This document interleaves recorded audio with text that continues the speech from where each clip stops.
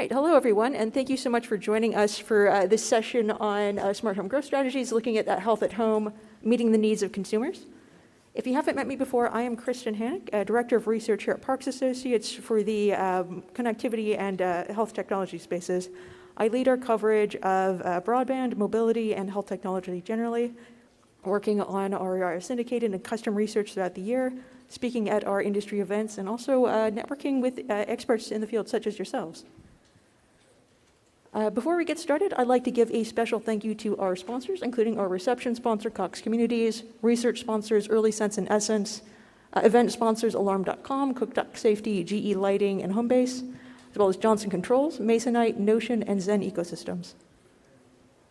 We have a great lineup of speakers here today, including various companies from really across the entire ecosystem, so bringing a really great wealth of perspectives. In terms of the agenda for today, we've had a very full lineup. We are currently the second to last session, so if you are with us till the end of the day, we are going to be walking everyone to the Treasure Room Ballroom for our networking receptions, again sponsored by Cox Communities. If you haven't RSVP'd, please go ahead and do so right now. The link below is, again, parksassociates.com/reception-request.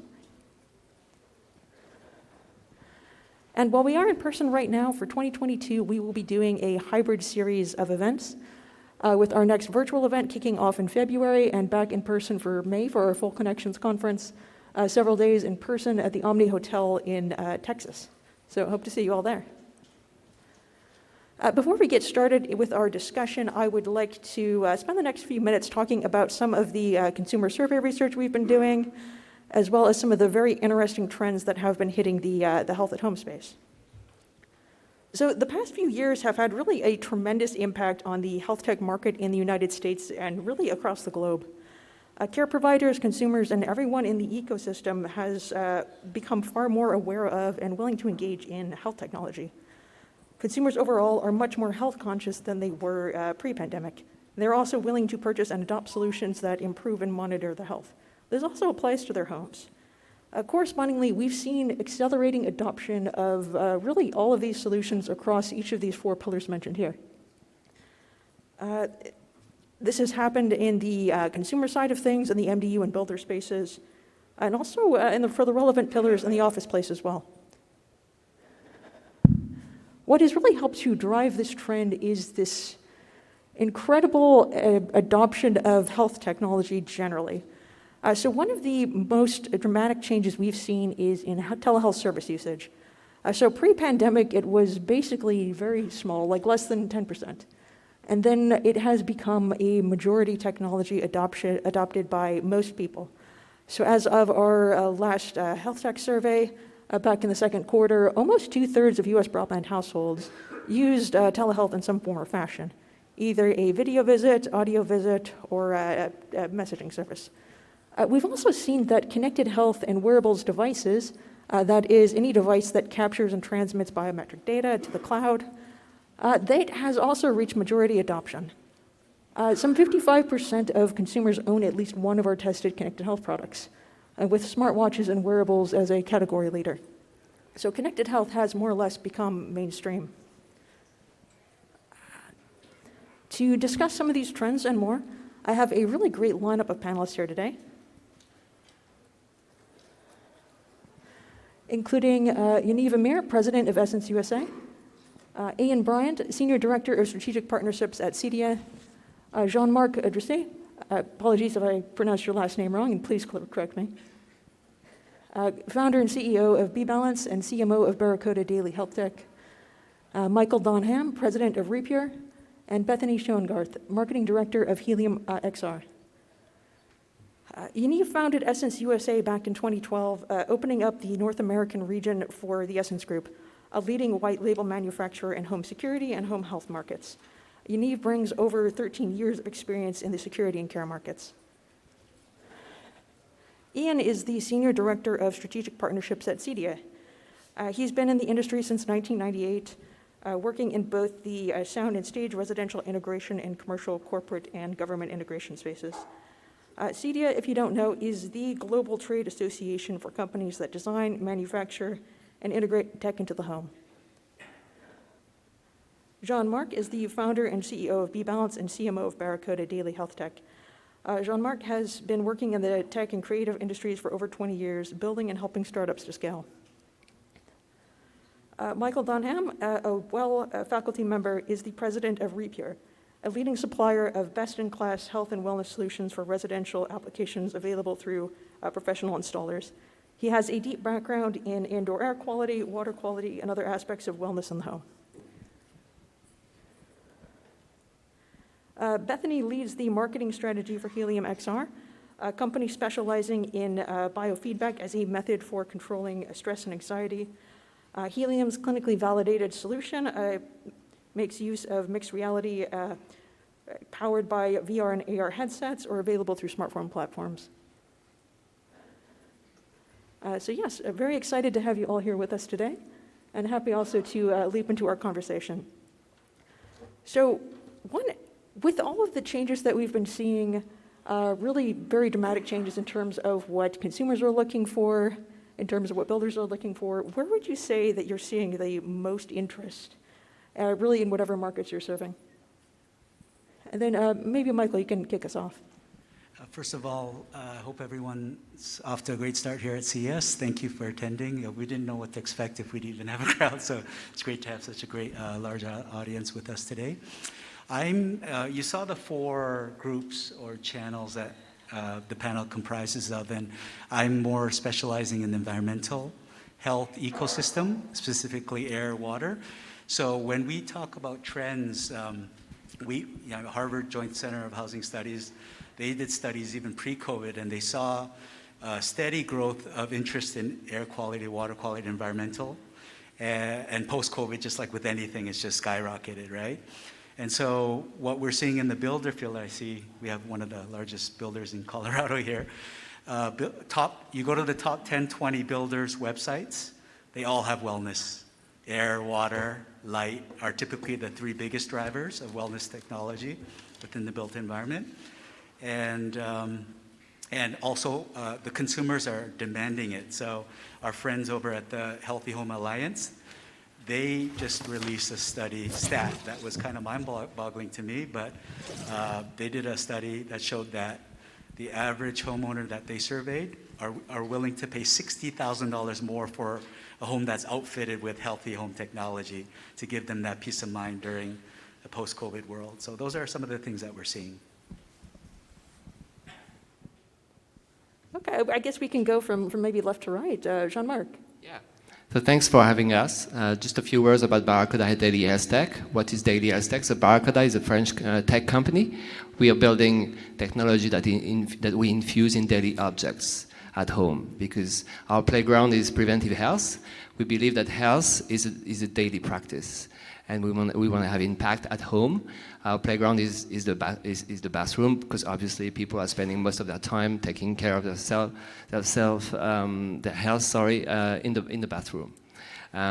So that's what we're doing in oral care with the connected toothbrush that we launched 8 years ago. Now we are building different technology at home that we can blend into daily routine. I think that's the key for success, to really have impact on daily health.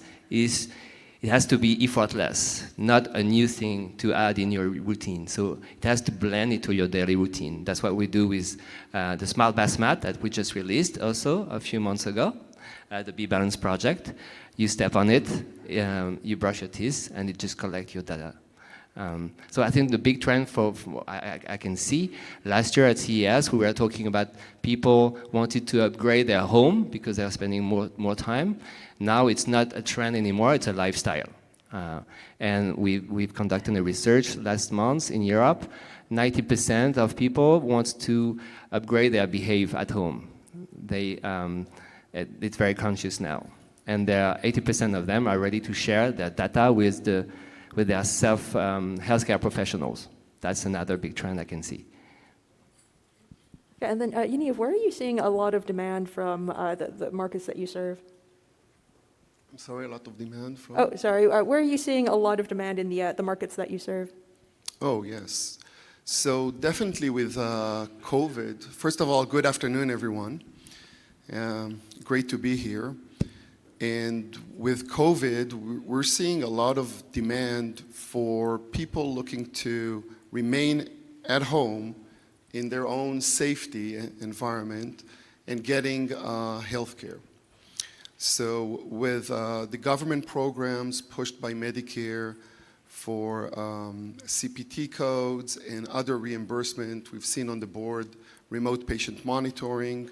This is a very big trend now where the private pay industry would move very, very slow, and with government reimbursement, we see a boom, that just a spark that kick off the entire industry. That's a very interesting industry to be in, where people will get healthcare at home at their own ease using telehealth. It's a big trend today. And then, Bethany, what is your take? That's my what? Oh, sorry, what is your take? So when we hear the word healthcare, what do we first think of? It's your body, right? But we're seeing a lot of interest in mental health care, and that's the realm that Healium lives in. So how many of you, show of hands, have adopted a mental health care habit, at least in the last year? Great. That's great. So I'd love to see more hands raised. Your brain is the biggest muscle that controls the rest of your body. So Healium is empowering those to take that at home.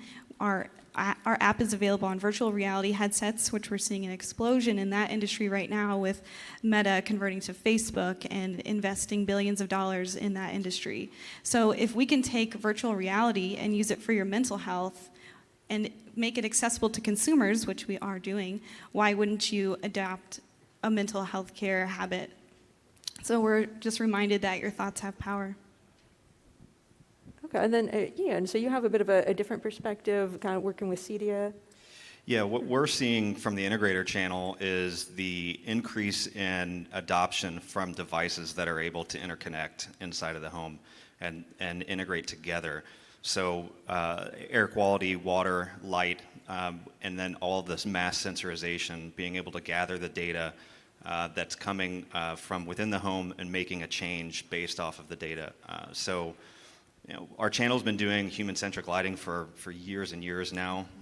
We're slowly getting into really bringing in big changes in the indoor air quality. And it's, again, all of that interconnected devices and with the new adoption of things like Matter and some of the other big names that are bringing a universal language to communicate on, it's allowing the channel to spread wellness in the home even further. Very interesting. So certainly a lot of different areas where there's been a lot of different interest. So something that we've been hearing a lot about is the crossover between the home and sort of the healthcare space. So we've of course been hearing a lot about home security companies branching out into different senior care RPM platforms. I've been hearing a lot about home builders looking at integrating in clean air, clean water solutions as well, and just lots of different kind of use cases there. So what are your take? Where are some of the crossovers you're seeing? Can you go maybe a little bit deeper into talking about them? So, as you saw with the 4 different categories, there's environmental, personal health, senior living. It's pretty much a lot of the different categories have been playing in their own silos up until now, which is great because they've been able to innovate and develop. But I think this year is really a big year, especially with Matter in the pipeline for later this year. It's going to really spearhead a convergence of all of these things coming together. So when it comes to healthy home, the first point that we see with the patterns, if you look at the adoption of smart home over the last 5 years, and you look at the adoption of healthy home, the pattern, you overlap them together, they're very similar.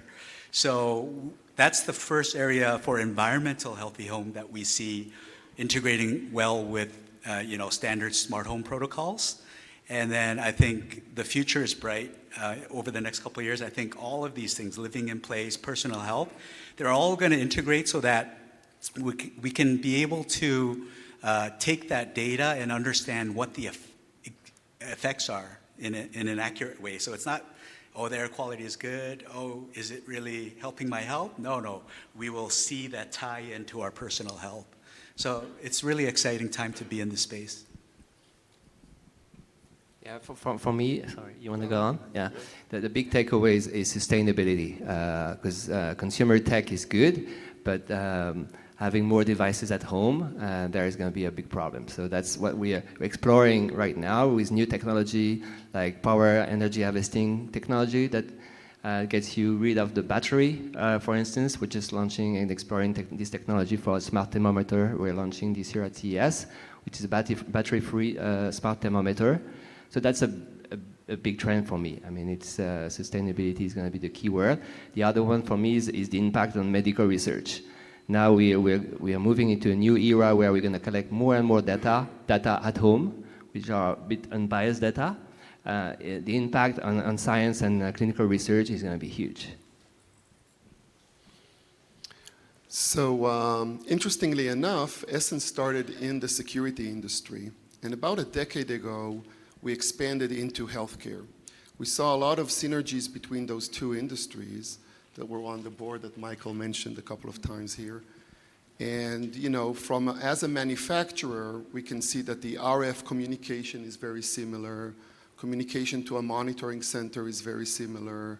Some of the peripherals that you see in security industry, like a motion detector or a door contact, could be repurposed with minor changes into the healthcare industry. So we can create a story.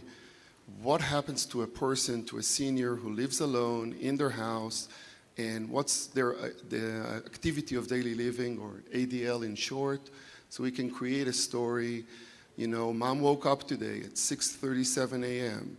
Did she eat breakfast? Did she go to the bathroom? She left to the gym, came back. All that could be done with security sensors as a healthcare application. So that has been a big driver for us as a crossover between security and healthcare. So we're seeing mental health care conversations happening in markets that previously didn't really focus on that. For example, in the wellness or the athletic space, we all saw Simone Biles at the Olympics, and she took a step back because of her mental health. And I think that sent waves through the industry, and it brought up this attention that mental health care is a focus that should be across all industries. It's not just for therapists to talk about. And so with athletes, we're speaking with performance athletes because using brainwave data and virtual reality can help them improve their human performance. We're also seeing crossover with schools. We're seeing a lot of public school systems that are getting our Healium stations in their schools because they can use it for their students and have that conversation, use it as a tool to start a conversation about their mental health. It's reducing the stigma. It's giving the students tools to take home and work on their own mental health, and it empowers them to build those healthy habits. I was going to touch on something Michael said around the aging in place and the limited mobility. One of the things we're noticing in our market is this very big surge in the support for those needing that additional the additional support to stay at home and stay independent. And the technology that's coming out for that home health care is making significant changes. And with the pandemic and everything that's happening with what we're going through has really forced this to charge even further. It's making huge differences. There's some technology. I've been speaking with people on the floor today, weeks prior, of new advances that we've never seen before to support this movement for staying at home independently. Yes, there's certainly some exciting crossover areas. It sounds like for a lot of these areas, it's more that the technological capability was always there. It's more just realizing these new applications and just being willing to explore them. So that actually brings us to another question. Looking at how business models have really changed and evolved as a result of the pandemic. So certainly we have seen some tremendous changes in the health market with new CPT codes, loosening regulations, and telehealth and remote patient monitoring really opening up. How have business models changed and evolved in the markets that you're serving? And then Michael, I guess you can kick us off again if you'd like. Yeah, I mean, for the environmental health market, So the problem up until now, post-COVID, if you've probably seen yourself on Facebook or any of your social media channels, the marketing of air purifiers, right? And put in your house, do you actually know what it's doing? That's the question.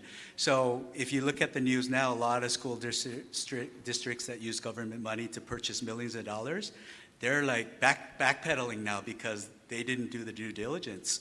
So the only way to really like validate a solution as being effective, you got to have the sensors in place. And so just like when you go to the organic shop or Whole Foods or Trader Joe's and you buy organic, there's an organic seal, so you have that confidence. But after COVID, it was kind of like the Wild Wild West. So now there are entities like the Well Building Standard that are looking to, they're already certifying commercial buildings. It skyrocketed post-COVID, but now they're looking into certifying residential spaces like multi-dwelling units. So it's really the seamless integration of sensors and solutions to give people the confidence that they're investing in money that's of value. And it not only goes from the consumer side, but all the way to the builder side, because the builders, that's what's driving them to adopt these technologies, because the consumers are wanting it and willing to pay for it. So it's almost like a double-pronged thing there. You have to be able to show that you're providing effective solutions. Yeah, I totally agree with the seamless integration. I think what we need to crack also is the so what of consumer tech, is helping people to act on it. Monitoring is one thing, that's our vision of Daily Healthtech, is to improve people practice, help them act on the data that they receive, and so I see a big trend similar to fitness home, where people will be able to pay for this on a subscription basis for content, for the right content, to be able to improve whatever they can improve in their daily behaviors, especially in the bathroom, where people are really taking charge of their healthcare. Maybe I'll touch on 2 points. The first one is with COVID, people, especially seniors, could not move if their health deteriorates. They were not able to go to any senior facilities. They were not admitting new customers, let's say. They wouldn't even accept a nurse coming to take care of them in the house. People were just trying to stay away from each other. So the only solution in that type of environment is technology. And we saw that trend in the past 2 years, where technology and awareness to those type of solutions have increased significantly in the market. The other trend that we've seen, I touched it a little bit before, is about what Kristen mentioned. It's all the governmental programs driven by Medicare, all the remote patient monitoring. So I would like to personally invite each and every one of you to come to our booth at Essence and see our Vital Own product or solution, where it's a Medicare compatible solution. And because we're a global company, we offer that in different markets as well, in Europe and Australia and Latin America, where the solution can help in these type of situations. So with remote work, we've really seen the lines blurring between B2B and B2C. So you may work for a company, you never physically go to a location for that company, but they still want to empower you with some tools to help with your mental health. And so before, we would rely heavily on our enterprise market to kind of bring in some of the consumers, and we're seeing that a lot stronger now.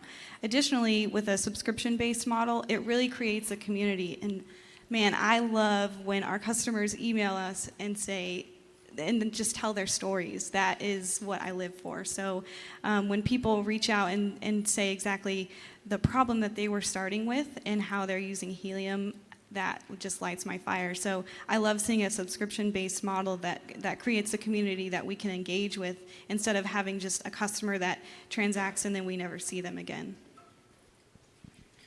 You know, from integrators' perspective, the business models have definitely been shifting over the past few decades. The majority of integrators have been focused on the entertainment, home controls, automation, And it has been definitely growing pains for the group to find new ways to speak to customers instead of about entertainment and AV and talk to them about their wellness.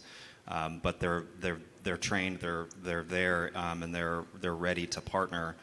So if there's any manufacturers in the crowd partnering with people like those that are on the stage and others, integrator community are starting to realize the opportunities available, especially for products that are physically being installed into the home and need to be integrated. And it's a slow push, but they're starting to make the change. Okay, so it sounds like there's kind of a lot of new demand that's being driven by this increased awareness of health and its importance in people's kind of daily lives, whether that is consumers wanting it or businesses wanting it to better protect their employees. So what would you say is maybe the staying power for some of this demand that you're seeing? Do you expect it to maybe remain 2, 3 years, 4 years down the line post-COVID?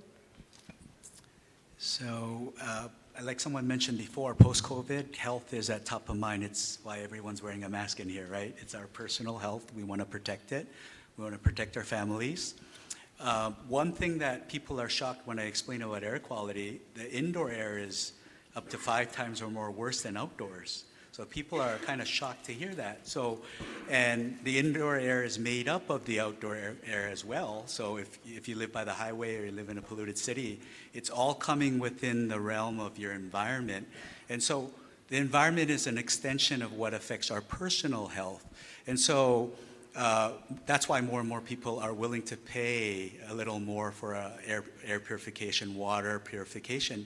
But the other ramifications or benefits, I don't know if anyone here is from Flint, but it was just a sad thing, right? People unknowingly consuming contaminated water, and then their young kids get cancer, their lives are cut short. It's nothing sadder than that, right? But the technology these days where you can have a TDS meter, pre-filter, post-filter, let's say in a specific region, all of a sudden the TDS levels shoot up and we start to see red lights everywhere, then something like the Flint incident will never happen again. Those are huge, huge benefits, not only for personal, but community health.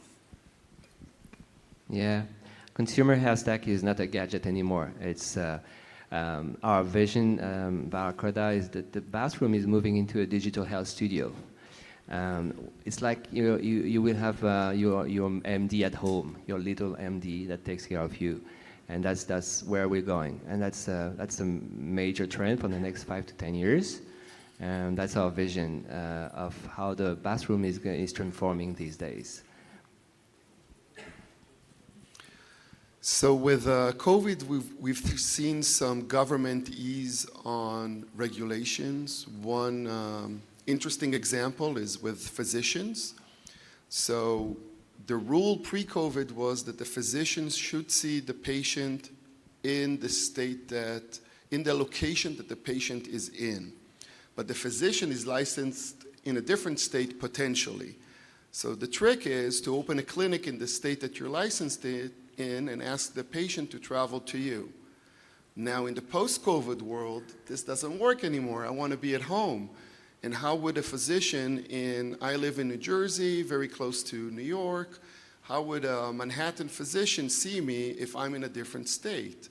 So the regulations have eased a bit where a physician can see you remotely over video, over audio, and treat you. In many cases, maybe they send some devices to your home, so you take some measurements, whether it's temporarily or permanently for the long run, and they can see the measurements and prescribe the treatment. And we expect that most of those easements will remain for the long run. Not all, but most of them. I love telehealth. I get to see my therapist from the comfort of my couch.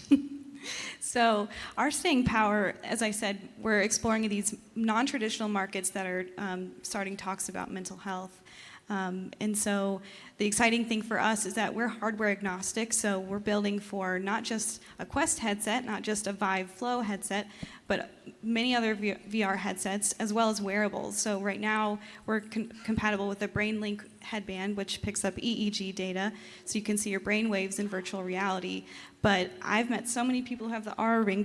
Is it you who have one? No. He's got the Aura Ring. So many people have stopped by our booth today wearing one as well, and so that's a wearable. We would love to integrate that biometric data into our app. So we're at a great position right now to be able to explore additional biometric data, and we're really excited about the potentials there.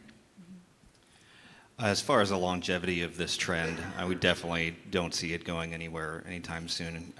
I think we all realize that Pandora's box was opened with the pandemic as far as people working remotely, hybrid positions, and spending a lot more time in their home than they have in decades. And that is also at the same time with the pandemic and trying to understand your personal health, there's been a new consumer awareness of your personal health and the health of your home, because you're spending all your time there when it was just somewhere you came home in the evenings and you spent it on the weekends. So this trend is not going anywhere. There's the stats, last we heard, 35% of people are going to continue to be working from home or in a hybrid position.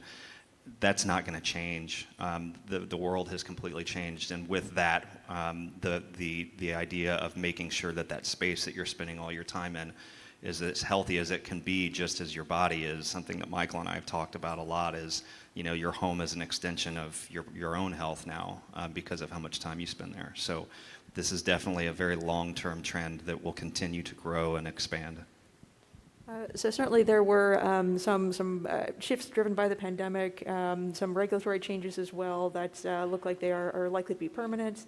But now people's eyes have really been opened. They've adopted these solutions. They're using it. They understand the value and the use cases. And that's not going to go away once the pressure of the pandemic is gone. Okay, so I guess I have one last question for you all before we start taking some questions from the audience. So I asked this question to the 11 o'clock panel as well. I think there's a lot of uncertainty on the horizon. So there's the supply chain crisis, there's the inflation happening, the Great Resignation going on. So certainly a lot of things are up in the air. What are you really expecting to hit in 2022, and what's really top of mind for you? So this year specifically, it's one of the things that I think Smart Home 2 went through. It was really like, who can afford a $250 smart thermostat when they first came out? It's not the masses, right? So the adoption was really more for the upper middle class maybe. But something like health, it's got to be democratized, right? It's got to be able to reach all levels. So that's something that I think the industry has to continue to focus on. Telehealth is there, right? But when it comes to smart home, healthy home wellness technology integration, it shouldn't just be reserved for a certain group of people. It's got to be available for everyone. So this year specifically, I'd like to see, and I talked to a lot of people, but there's a lot of effort happening to really bring these types of solutions to lower income families. And I think when that happens, really, that's when it will just be available to everyone and explode even further. Yeah, for me, for this year, it's going to be about how people really take charge of their health at home. They become more independent. In the next 6 to 12 months, it's going to be the big thing.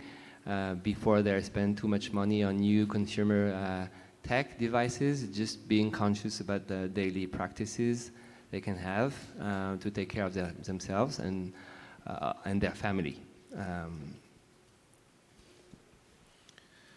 So I apologize in advance if I'm touching any sore points with the people here. I know some in the audience are still recovering from the 3G sunset, but definitely we see a trend in the 5G world. We're looking to release new products based on 5G cellular technology.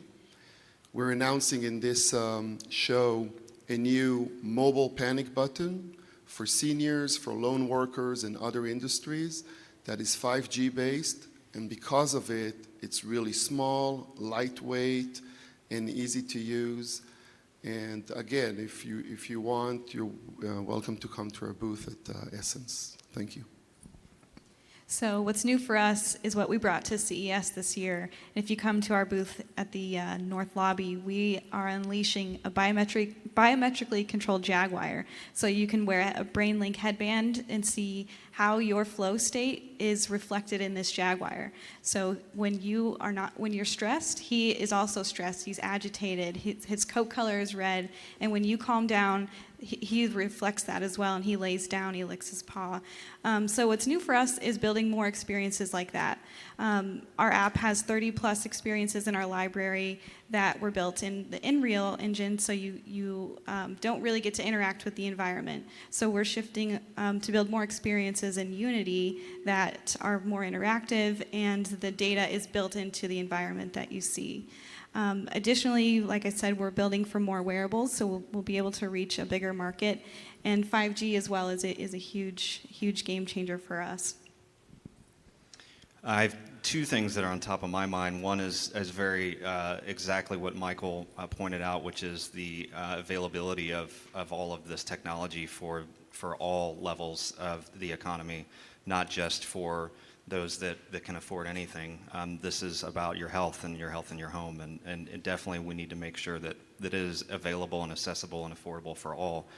The other one is just a little bit different, and I don't want to scare too many people here, but it's data privacy. And I don't mean about someone hacking into your home and looking at what your air quality is, but it's about who gets to see your air quality data, and does that reflect your health insurance premiums or other things. So having, as we start to put in CEDIA, we've had a lot of talks about mass sensorization. It's a very interesting topic. And when you start to have sensors about your position in your home by using new Wi-Fi 6 capabilities, or your air quality, your water quality, what happens to that data, and are there any repercussions from it? So we have some concerns there, and we're hoping that maybe through blockchain and some other technologies that can be protected for the consumer.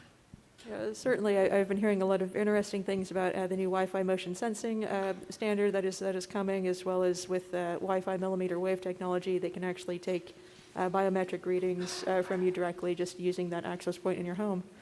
So certainly a lot of questions around, I think, data privacy and what should be done with it. So yes, we have a few minutes left for questions from the audience.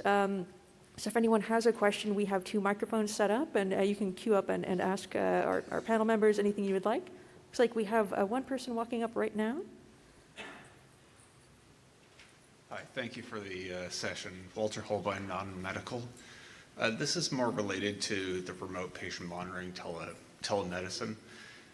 So the pandemic really drove a lot of reimbursement, a lot of adoption in telemedicine, connected health. We've gotten some indications from at least the US side that that's going to continue through 22, but 23 and beyond is a little bit of a black box. How do you see that impacting the connected health field? Thank you for the question. So definitely we see that we live in uncertain times, and things are changing rapidly. And governments take their time, the red tape, the bureaucracy. So I think that for 22 we're secured. For 23, the government doesn't know what they want to do. And it doesn't mean that they'll discontinue these programs. As we've seen on the charts before that Kristen showed, the trend is just getting stronger and stronger every year. And the government actually saves money from remote patient monitoring. That's why they fund it. So I don't see a reason for them to discontinue it. There may be some, like I mentioned, there may be some rules that will be discontinued, but I think that the majority of them will continue for the long run. Thank you. All right, and then I believe you were next, and then this gentleman over here. Thank you. Hi there, Latoya Thomas from Included Health. I think it's Michael at the end, correct? Really appreciate you bringing up the water contamination problem in Flint, but you also talked about ways in which we can democratize a lot of these solutions. Do you have any examples of, particularly here in the US, localities and states who have bought into, created investments or incentives for adopting some of these more environmentally related solutions. I imagine getting their buy-in and support is a really great entryway into supporting a lot of those marginalized communities. For sure, and thanks for the question. So in terms of asset protection, we're seeing a lot of subsidies, especially with leak detection in waters. Cities are actually subsidizing the deployment of those types of smart devices, water quality, but we're still a ways off when it comes to protecting people through environment, like improved indoor air quality. The good news on that front is that Amazon just came out with like a sub $50 air quality monitor, whereas before you had to spend $200-300, and they're starting to become cheaper and cheaper. So just like with the smart home trends, as the pricing starts to go down, we're gonna start to see more of that widespread adoption, and that filters down to the lower income bracket. So we're specifically working with builders that are focusing on lower income families. So it's a puzzle that we're in the process of solving too, but we hope to have something scalable in the next couple of years. Actually, my question was answered. Thank you. I don't know. Okay, it looks like that may be it for questions. Thank you also very much for joining us here today. It was a very much a wonderful panel discussion. Very happy that you were all able to make it.